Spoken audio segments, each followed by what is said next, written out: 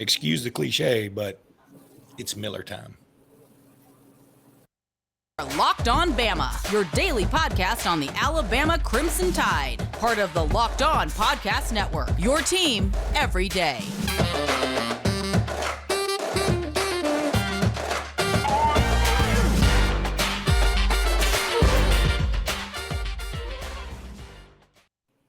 Hey, everybody, and welcome back into Locked On Bama. Luke Robinson, that's me. Jimmy Stein, that's him. Jimmy, how are you today? Oh, I'm quite fine. A little bit of a late night with a West Coast basketball game, but sure was fun. First of all, thanks, everybody, for making us your first listen. We appreciate you guys, even the Auburn fans that have tuned in. I did a crossover episode with Zach Blackerby, who's the best in the business. A lot better than us. He's our boss, too, by the way. But and it was funny. I mean, some people were like, hey, this is a good perspective. Other people were like, Bammer's going to Bammer. So, I mean, you can't really win, but whatever.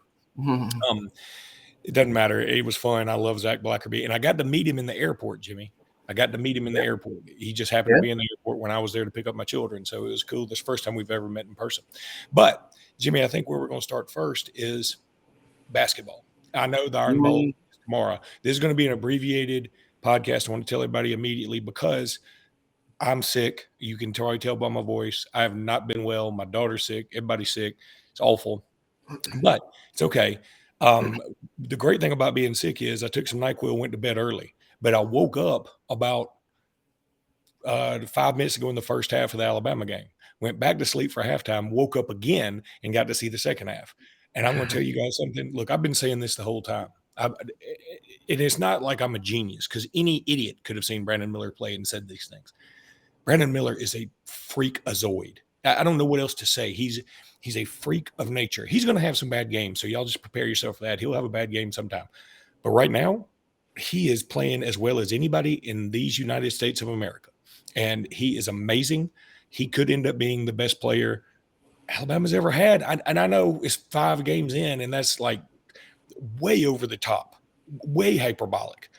But, man, you tell me another player that has looked like him, that has been as fluid as him, that has the shot he has, that's so pure. I mean, the shot he hit before half, Jimmy, where the follow-through, like his hand was just fluttering. It was so beautiful. You knew it was going in. Yeah, I mean, the talent's unbelievable. One of the things I want to do on football is sort of put together a panel of Alabama basketball experts like yourself, maybe passing, maybe some others, and like, okay, who are the best players to ever play basketball at Alabama? I mean, who is Brandon trying to catch here? Because I mean, that's how good he is, and he deserves that conversation. What's interesting to me, I said this before the season started. Curious to see Brandon Miller is he going to be the best prospect on this team, in this league, or is he going to be the best player? Dude, he's the best player, or certainly a candidate to be the best player in the SEC. And if you're the best player in the SEC, then you might be the best player in the country. That's the way I look at it. And man, he is phenomenally talented. He is gifted to be his length. And to have that, and then on top of it all, he wins a hard hat. And again, I want to stress that that's not a subjective thing that the coaches just all huddle up together and say, okay, who played hard? Let's give it to Brandon. No, it's a point system that they use to determine who played with the best lunch pail attitude, who played the hardest. And he won that. And that's how you know he's special, because hey, some kids that are that supremely gifted, some of them kind of develop a prima donna type attitude, and they become difficult to coach, and they're not team first guys.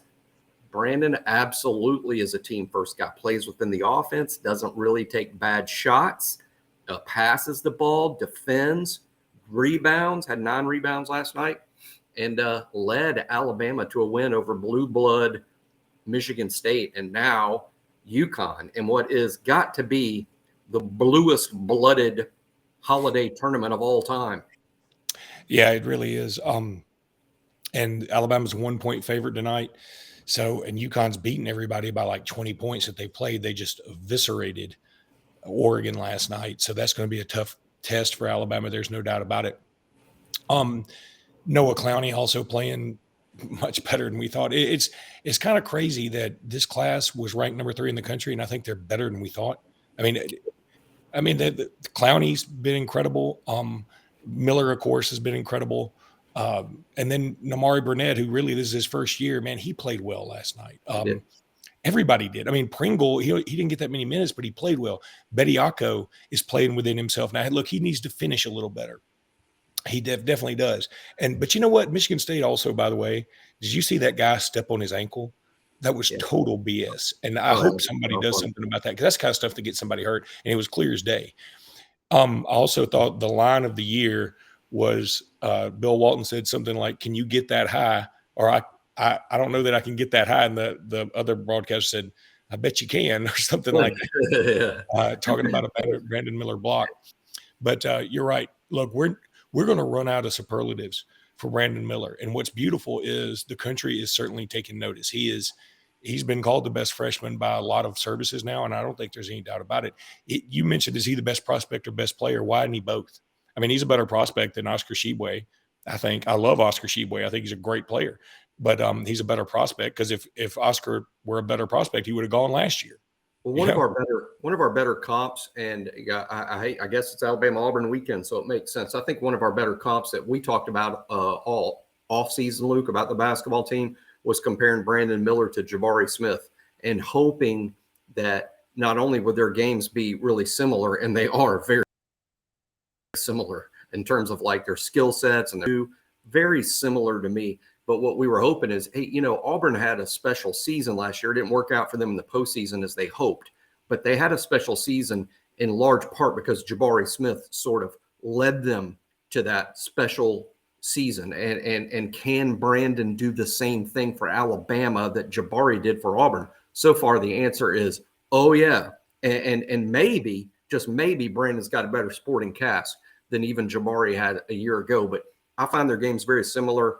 Another comp that I saw that I like a lot. And again, it's so unfair because we're talking about an NBA great, but I think, I can't take credit for it, and I can't tell you who did, but I do think Brandon's skill set is similar to Paul George in the NBA. That's who he sort of reminds me of, a lot of him.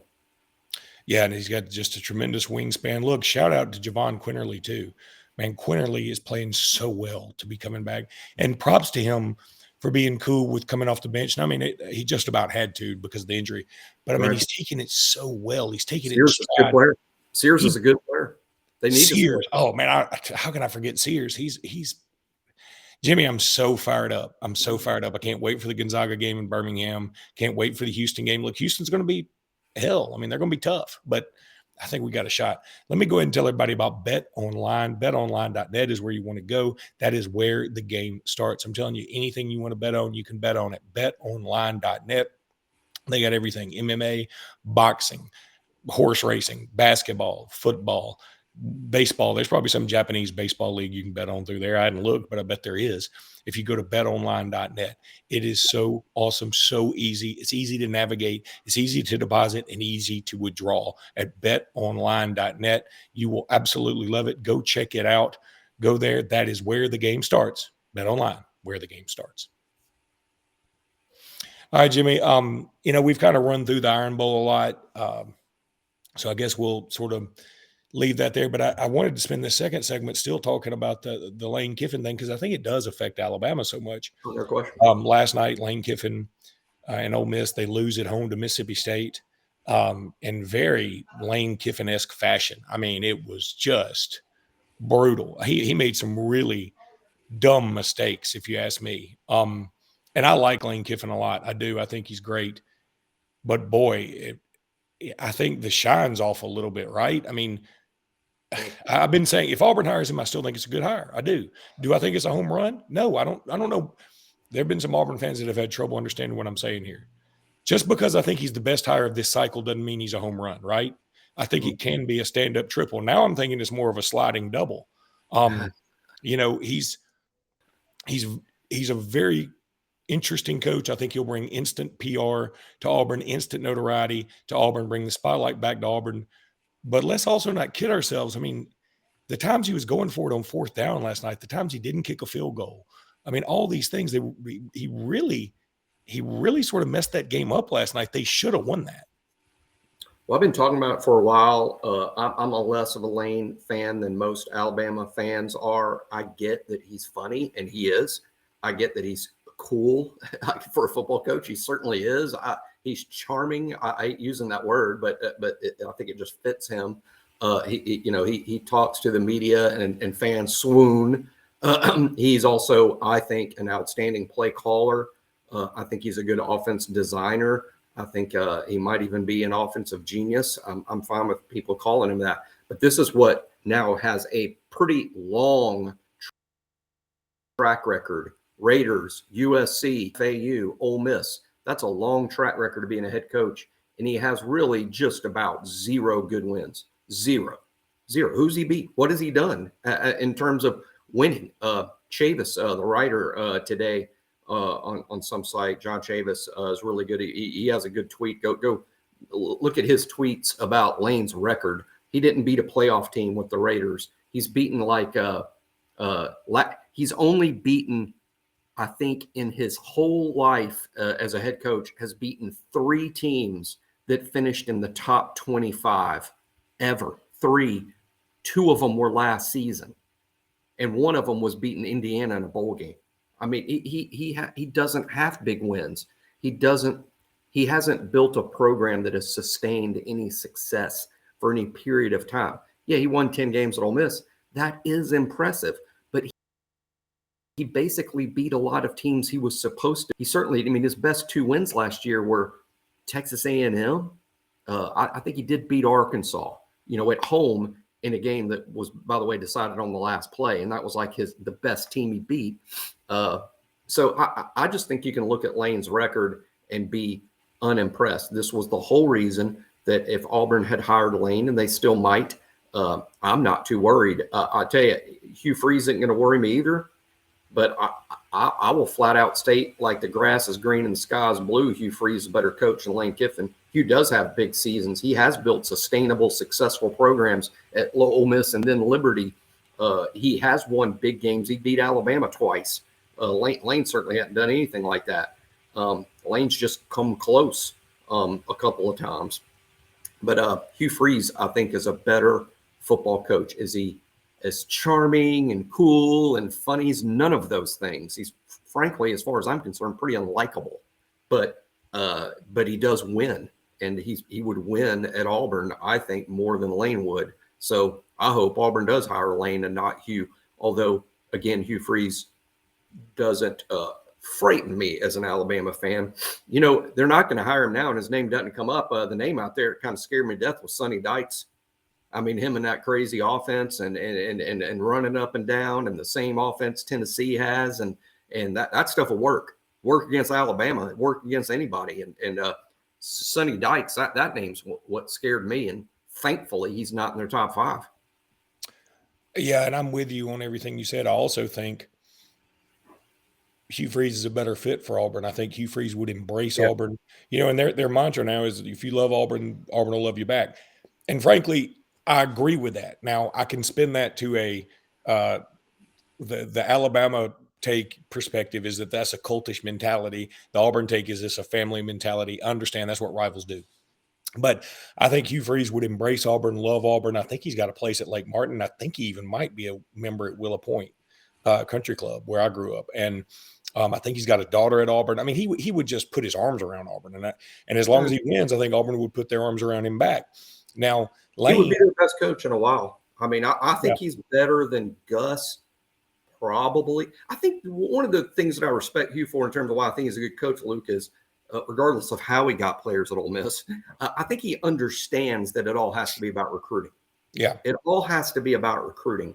And I think he understands that. And I think if he, with NIL advantages that Auburn may have, I could see him being pretty formidable on the recruiting trail at Auburn, and that's why, I hope it's not Hugh. The funny thing is, every Auburn fan, they want Lane. I hope you get him. If they hire Hugh, they're going to go, oh crap, guess we got to hire Hugh, and then I'm going to be the one going, oh crap, they hired Hugh.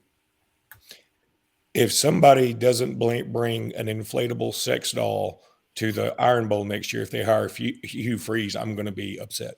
But Jimmy, we'll see. We should know pretty soon what Auburn's going to do, and it's going to be interesting no matter what happens. So You have a strange halftime plan for the Iron Bowl next year.